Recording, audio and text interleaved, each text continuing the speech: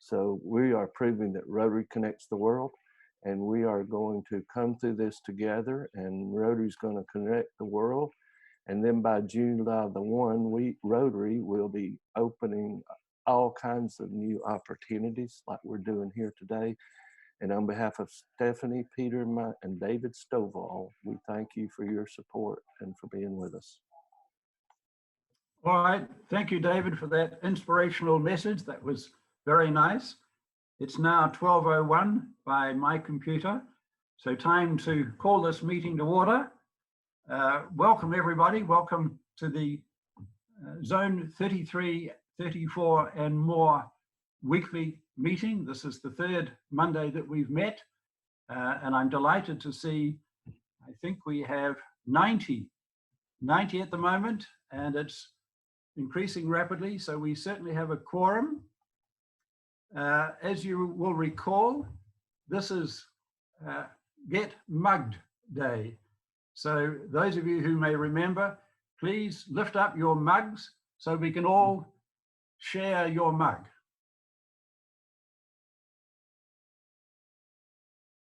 All right, I see lots of mugs.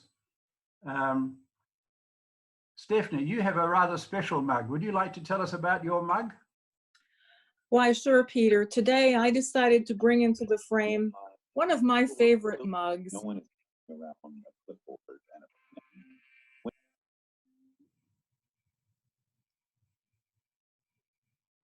David, we need to unmute Stephanie. Okay, let's try that again. Better? Yes, now we can hear you. This mug is one of my favorites, but I believe it could be older than some of you on the call. I got this mug when I was in college because I played in a balalaika orchestra at the University of Pennsylvania, and this mug is a mug from the Balalaika and Domra Association of America. So if you're wondering what a balalaika is, it's a Russian instrument with 3 strings, and it has an iconic triangular shape. So my mug today is from my college career. So cheers, everybody. Great, thanks, Stephanie. I hope one day we'll be treated to an actual balalaika performance. Stephanie, this is Jonathan from 7610. I also play balalaika. I was trained in Moscow, Russia years ago. Well, now that was a nice intervention. Thanks, Jonathan. I will look at you in a whole new light. Can we have just 1 or 2 other contributions from people who have a very special mug? Anybody else like to tell us about their mug? I would like to comment on this mug. The very first time that I was invited to speak to a Rotary Club, approximately 21 years ago, after the end of my presentation, they presented me with this mug, and they also asked me to be a Rotarian. So I'm really, really proud of this mug. Great. Thank you. Thanks, Randy. Randy's from Greensboro. One other person want to share their story? Morning, everybody. I'm William Innes from Rotary Central Cayman Islands, District 7020, AR PIC 3434. I have this mug here as a gift from past President David Phipps, who passed away in my club. He left this for me. It was a Rotary District 404 15th Annual Assembly and Conference held in the Grand Cayman on April 25th to 29th, 1989. Great. Thanks, William. Nice contribution. David, can you just lead us through the use of the chat pane so that we all understand how to use the chat? Yes, I'll be happy to, Peter. On the bottom, toward the little past center, there's a button, or if you're on a mobile device, it will be on a separate screen that you'll scroll over to manually. And if you can put that chat screen up, you can see all that's going on in the chat, and you can add comments there. You can post publicly to everyone, and that's at the very top person. Or if you want to chat with someone individually like me, you can go down and highlight me, and you'll be able to chat. Great, thanks, David. That was a good explanation. And now let me turn to Stephanie to introduce our special guest for today. Stephanie. Thank you, Peter. As all of you know, if you've been on our calls before, every week we invite a special cameo guest, typically a well-known Rotarian. And I'm so pleased today to be able to introduce our cameo guest, who is past Rotary International Vice President Dean Roars from British Columbia in Canada. Now, I had known Dean for a number of years, but I really got to know her well 2 years ago when we both ended up in a remote area of Russia, I as a president's rep, and she working on a special project to help 2 districts there with a merger. She's delightful. She has a great sense of humor. And having said that, Dean, I don't want to take more of your time, so the floor is now yours. Well, good morning, everybody. And wow, what an amazing occasion to be able to spend for me the first thing on a Monday morning with you, because obviously I'm 3 hours behind you and the sun is shining in British Columbia. And you know, it's a pretty good world when you can face more than 100 Rotarians all together. And it seems as if mugs unite. If you can see my mug, it says, keep calm and study Russia.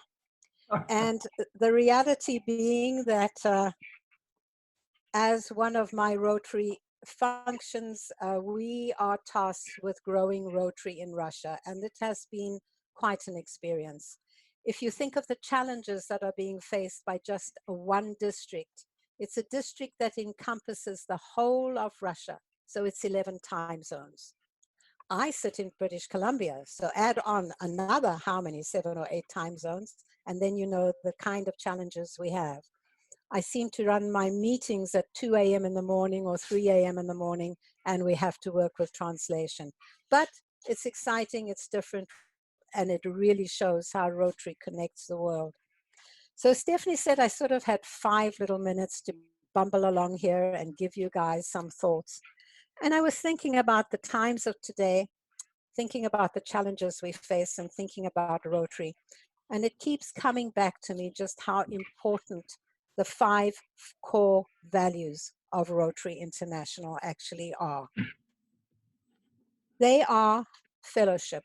What more important thing for us now than to have the fellowship that we have between our members, and in fact the fellowship that we have amongst our families, because we are sharing more and more quality time with them, and the community. Although distanced, we still have a fellowship relationship with them. The integrity. Are we doing the right things? Are we actually listening? Are we doing the best that we can to keep those around us safe? Where does our commitment lie within this?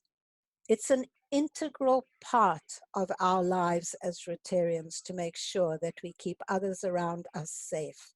So the integrity of listening to the commands or the requests from our leaders is something that is really, really important.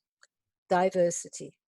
Oh my gosh, even more important than ever today, and diversity in many different ways. Diversity in our thought processes and in how we are going to keep ourselves motivated, activated, and working. We have to start thinking outside the box. So we have to be diverse in the way that we are doing business. We can no longer say, oh my gosh, we can't do this because it's never worked before. Because now's the time for us to experiment, to really, really break out into a different direction. The diversity of including people into your circles, and even if it's your online circles, which you would never ever have included before, that outreach to areas where perhaps you felt you were not part of.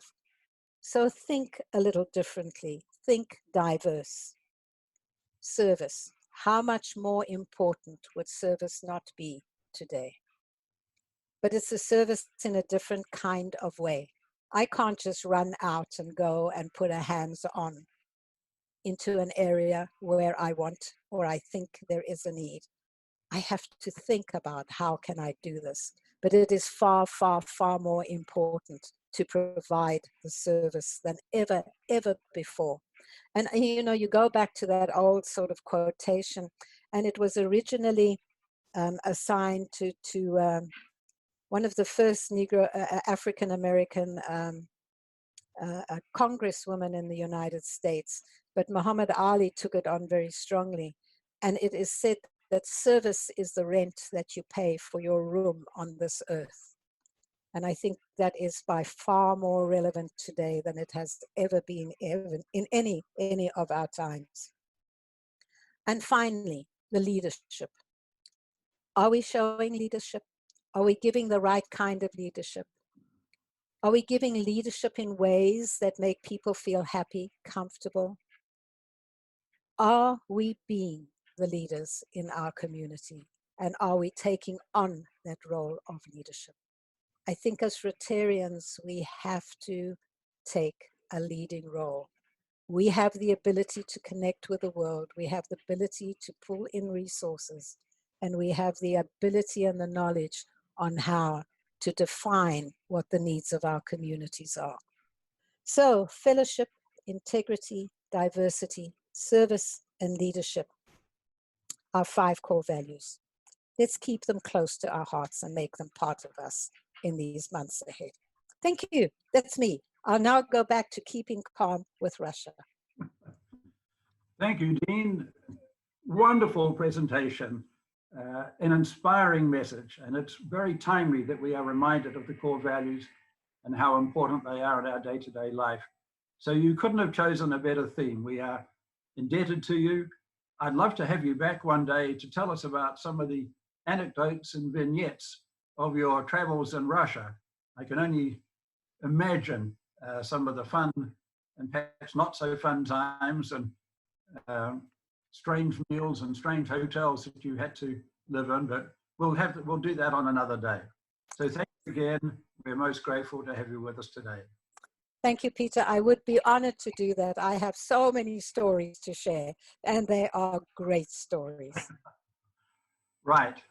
Well, now moving on, our program for today is entitled How the Rotary Foundation is Handling the COVID-19 Pandemic.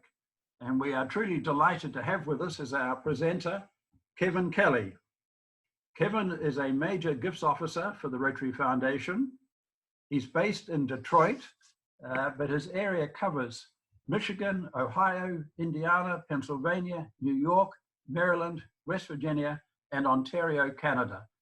A very large geographical area. Prior to joining the Rotary Foundation, Kevin served as the Director for Development for the Easter Seals program in Michigan, and he's had a lot of other professional experience in the risk management area. One little vignette that I'd like to share with you about Kevin, which really appealed to me. He discovered his passion for supporting others through an opportunity that was presented to him in college. He accepted a challenge to raise funds and awareness for people with disabilities through an event presented by Push America called The Journey of Hope. This event was a 4,000-mile cycling trip from San Francisco, California to Washington, D.C. And this life-changing experience encouraged him to continue serving others, both personally and professionally. We're delighted to have Kevin with us. Kevin, the floor is yours.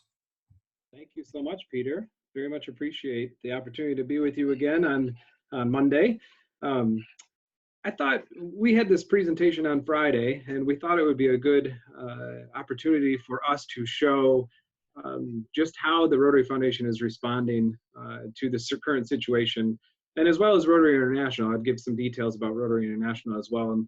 And I first wanted to explain my role, and as well as some of my colleagues that probably many of you are familiar with. But my role is I am the Major Gifts Officer for what used to be Zone 29. So that is Michigan, Ohio, Pennsylvania, New York, and some of Ontario and Indiana now. So our Pennsylvania districts is I've been working with 4+ years. Oh, and I should probably mention that my mug, since all of you are on mute, you can't boo me by the fact that if you were not a Michigan fan, that's me. So I know I saw Scott Baline on here, so Scott, continue to stay mute so you don't boo me as being a Michigan fan. But I represent, as a Major Gifts Officer, state of Pennsylvania. I think I have my other colleagues that might be on the phone as well. Lori Menzel who is also a gifts officer in the Washington, D.C. area. And you can see the districts that she represents. Lori, I think, has been on staff for 2+ years, if I can remember right. Carl Davis is our senior major gifts officer down in the Raleigh area. You can once again see his districts that he represents. And then we have Deborah Lowe, who is our longest serving gift officer on our team of 13. Deborah is now in Northern Georgia. And just wanted to give the opportunity, if you have questions, that you can put them in the chat. I know Deborah's online, and I believe Lori is too, so they can help answer some of those questions that you may have pertaining to my presentation as we go along as well. Then the annual giving officer that we have that represents all of Zone 33 and 34 is Brian, and Brian is a wonderful resource. I only had a few points that I said that questions that Brian can answer. Brian is a wealth of knowledge that can answer many more questions beyond the annual giving questions that may come up. So Brian is a great resource as well. So one thing that I think that Dean had mentioned when it comes to leadership that I thought would be important to bring up of how our office in Evanston responded as we started to understand the depth and breadth of how serious COVID-19 was, is they quickly realized they would have daily meetings that would update our supervisors and frankly get down to us individuals that work outside of Rotary. But we have 700+ employees that work in Evanston. There's only a few individuals like myself, Lori, Carl, and Deborah that work outside in our home offices in our territories. But there's a lot of people that work in Evanston in a whole variety of capacities. And so I thought it was really important, just the fact that the Rotary, of course, took this extremely serious, but we got ahead of the curve on a lot of this from the leadership standpoint to help protect our staff members in Evanston. In particular, as you can see, that we started to implement a work from home on March 12th, which was Thursday, and a lot of our states started. I know my own state shut down that next week. Illinois, I think, shut down that next day, the 13th, if memory serves me. So our staff had an opportunity to start working from home, but we haven't been back in one Rotary Center since then. So we got ahead of that well in advance. And as Stephanie and Peter and David can probably tell you, a lot, and Dean as well, a lot of meetings take place in Evanston in April and frankly in May as well. And so our staff took it upon themselves to help get ahead of the curve again and help cancel all of those meetings that were going to be taking place in one Rotary Center. And there's people from all over the world that come into Evanston, and it was really important to help protect our staff members, as well as, most importantly, our Rotarians that were going to be traveling internationally to Evanston. So I just thought it was important for you to understand and be thankful that our leadership really got ahead of this pretty quickly and made sure that we were able to protect our staff as well as our Rotarians. It also means that myself and Lori and Carl and Deborah and Brian are all working out of our homes and not traveling between now and probably the end of May, I'm anticipating. Right now it's still the end of April, but we anticipate it'll probably be May. That's how we do our work. Our job is to meet with individuals that support Rotary at a significant level, and without us doing that, it means that we're available. We're happy to be available on calls that perhaps your district is doing, perhaps you have a club that's most importantly doing, but a lot of our work right now is stewarding. I actually had a Rotarian from the Ann Arbor area call me yesterday just to check in on me, see if everything was okay. And that was so nice of him to do that. And I asked him, well, what are you doing to connect with some of your Rotarians in your club? He's like, I am making 10 to 15 calls a day to Rotarians in my club and beyond. And I would encourage you to do that as well, because unfortunately, a lot of our Rotarians are feeling really, really lonely, and especially our older Rotarians. And I just call and let them talk. And frankly, that's what myself and Deborah, Carl, and Lori are doing too, is really now's the time for all of us as Rotarians just to grow that fellowship and continue to make sure that perhaps some of our clubs don't have the means necessary to meet virtually, and some of our members aren't comfortable with meeting virtually. So take it upon ourselves to continue to connect with our Rotarians to make sure that they're okay and they're going to weather this storm and so forth. So when it comes to the Rotary Foundation, how are we handling this? As you'd imagine, our giving to the foundation is down. That's understandable that we're going to be faced with these issues before. But I'm here just to reassure you the fact that that we're going to be just fine. The Rotary Foundation, as many of you are aware, is very conservative. Our trustees continue to be very, very conservative with our investments for many, many years, and that's proving to be thankful at this point by just the fact that our continued stock market is where it's at. It's important to continue to stay moving as it is, but most importantly, I think we're going to be just fine. We've Carl Davis, he assured all of us on a staff call a few days ago that, you know, Rotary Foundation and Rotary International has been through this before. We've of course been around 100+ years. We've dealt with world wars. We dealt with the stock market crash in 2008.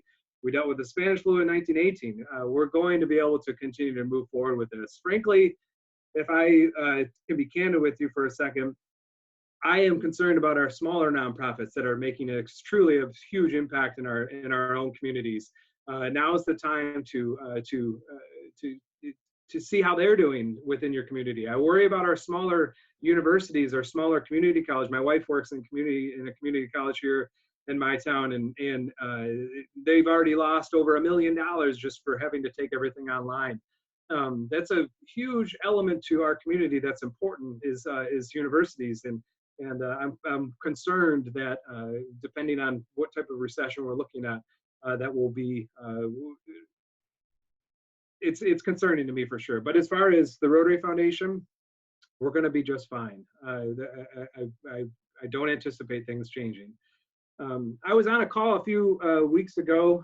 Actually, I know I'm speaking to the choir. A few weeks ago feels like a few years ago, but I was on a call with John Germ was speaking, our past Rotary International president, who's committee chairman of our End Polio Now committee, as well as Jennifer Jones was on the call, as well as she's a trustee, but also a member of that committee.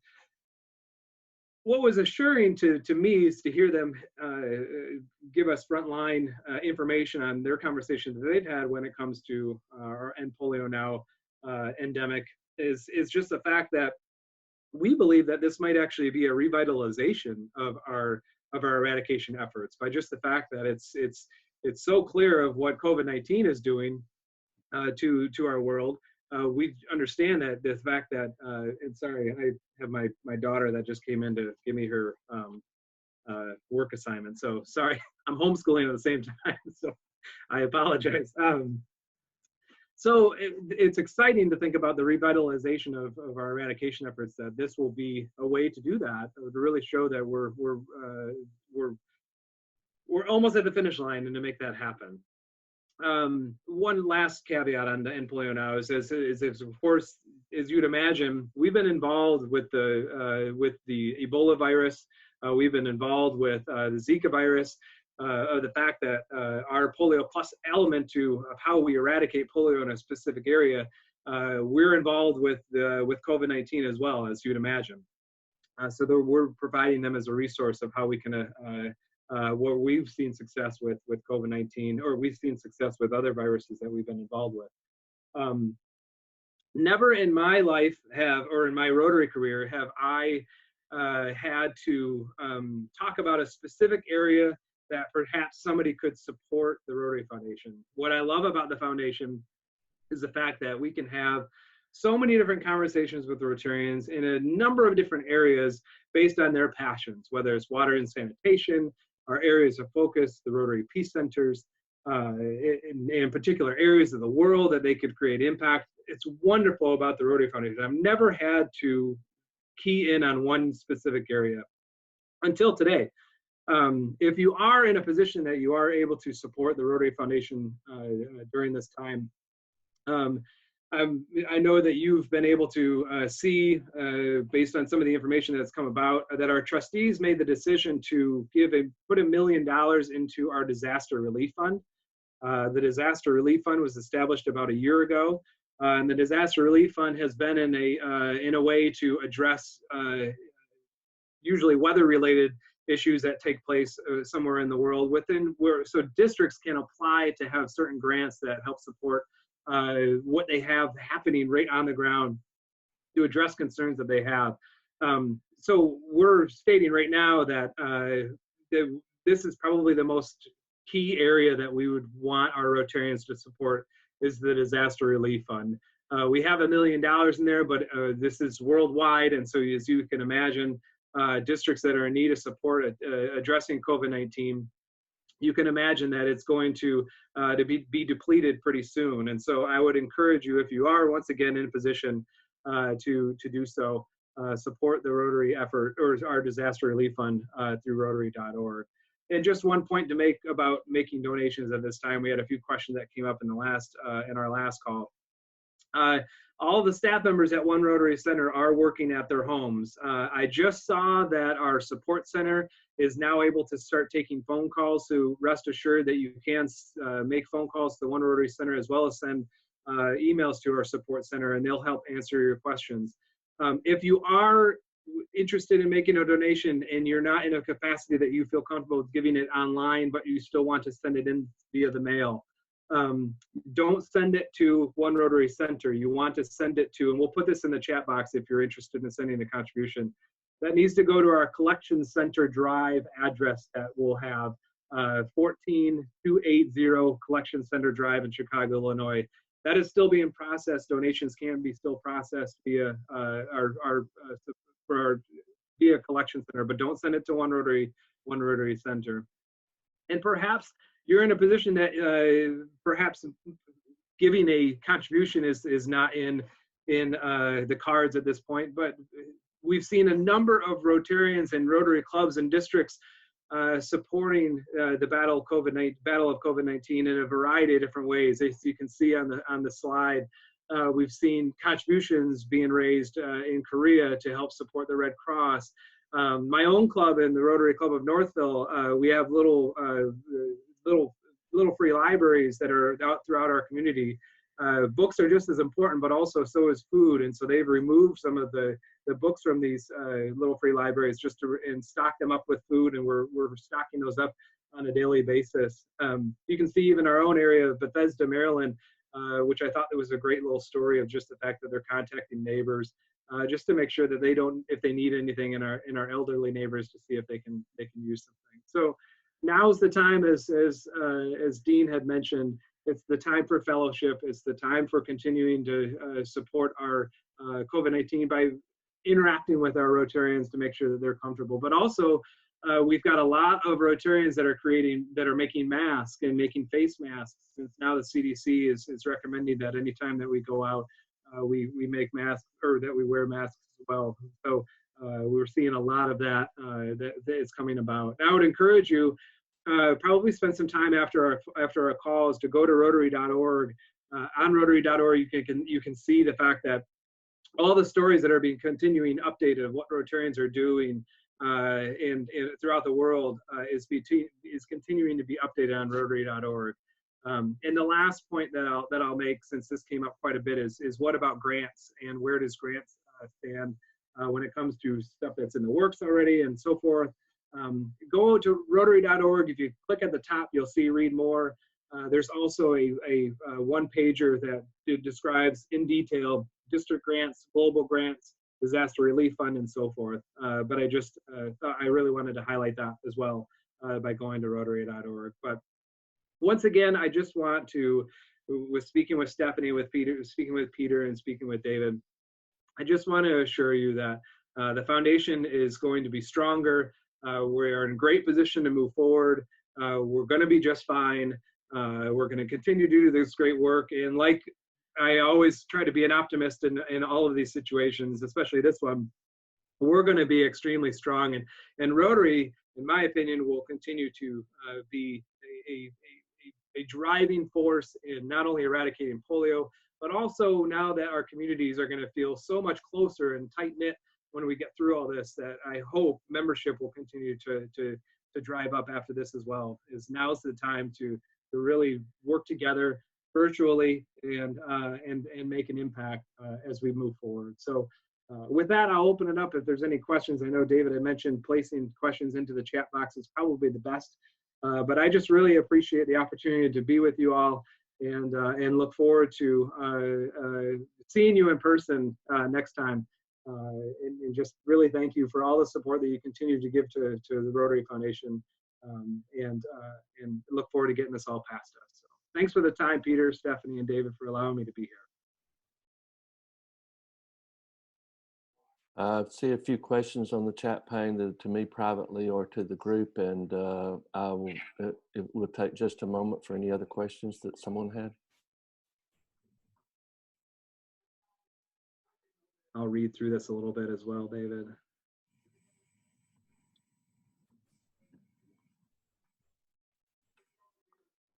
There was a question to everyone about the COVID virus and what Rotary Foundation will do to support Bill Gates' effort on that. The Board of Trustees will be meeting in a week or two. I'm not quite sure what action they will take, but they have their quarterly meeting in April, as does the Board of Directors, and that will possible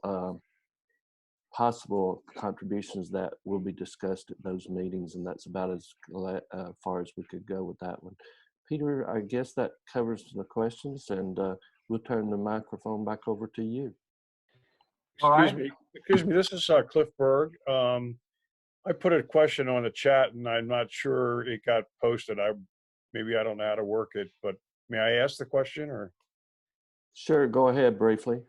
It did not Sorry. get posted that I see it though. If a club is not able to complete their district grant, can the district itself take those funds and use it towards the coronavirus effort, like for example buying a face mask and that type of thing, so that we can use it in some way? That's certainly a decision of your district foundation committee and your district governor to redirect funds from grants that are not going to be able to be completed, but in your district operating account, district designated fund, those would be questions that you can answer within your district. And the answer, I guess, you're looking for is yes. Thank you very much. Any more questions? There was a question about the criteria for obtaining the COVID-19 grant. I would direct you to Rotary.org for those forms. Should be front and center. If you don't find it, please reach out to me, David, at davidstovall.net, and I'll work you through it. Back to you, Peter. All right, thanks, David. David, can you unmute? Okay.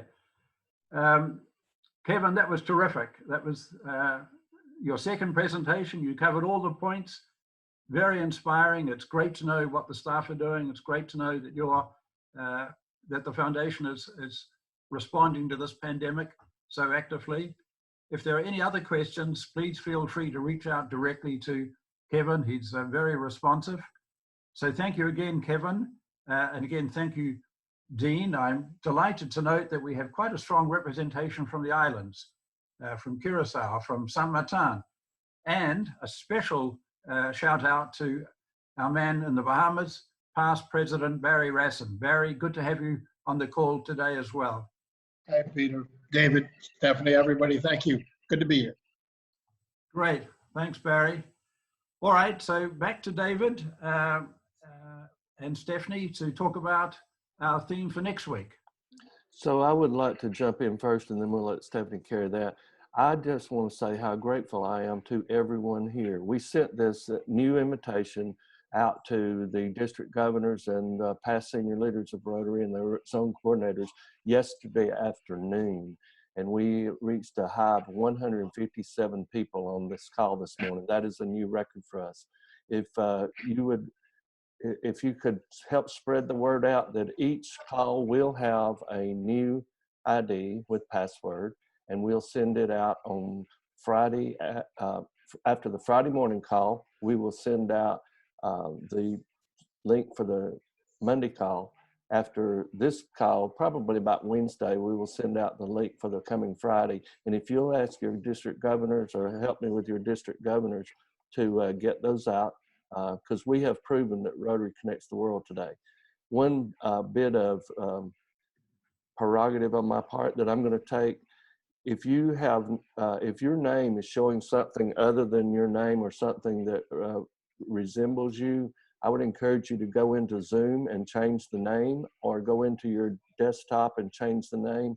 We actually had one person who came into the meeting through the waiting room, and the name of their computer was hard drive, one word. They stayed about a minute and then they left.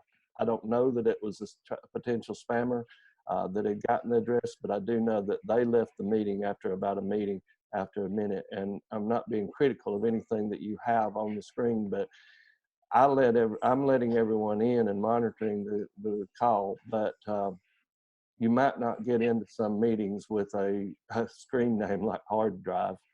Over to you, Stephanie. Thanks, David.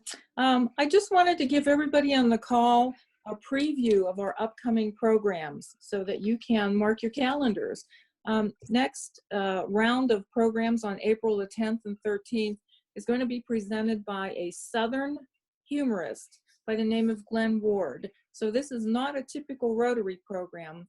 And I think at this point in what we're experiencing, we might all want to benefit from some of Glenn's humor.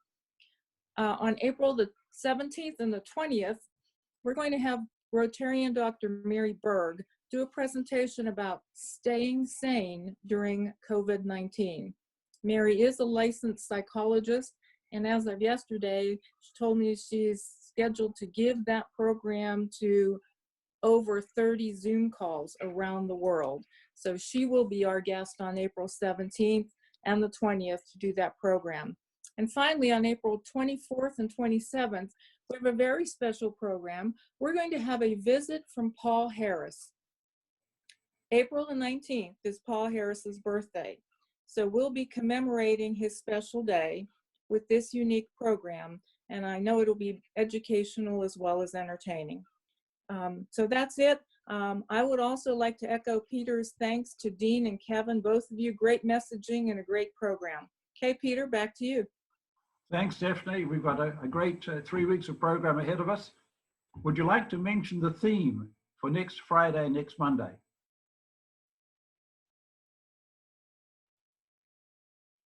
Can't hear you, Stephanie.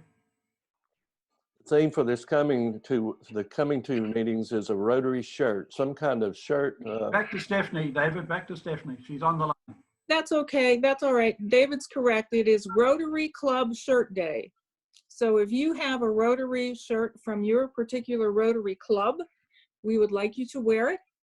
If you don't have one from your club, any Rotary shirt will do. So that's our theme for April the 10th and the 13th. All right, Stephanie, and as usual, we end with the four-way test. So I invite everybody to, whether you're muted or unmuted, to join with me in reciting the four-way test. Of all the things we think, is it the truth?